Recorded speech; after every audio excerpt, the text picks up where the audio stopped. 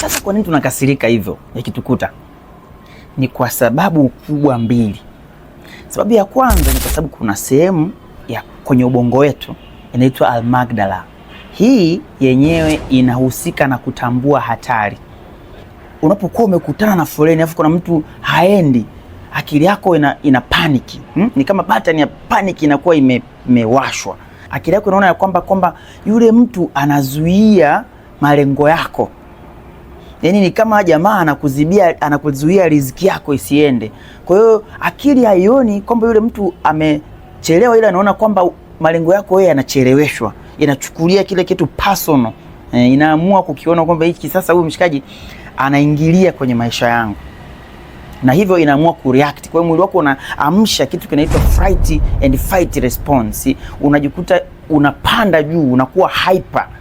Hapo sasa ndio unajikuta sasa unaanza kuna react sasa, unakasirika,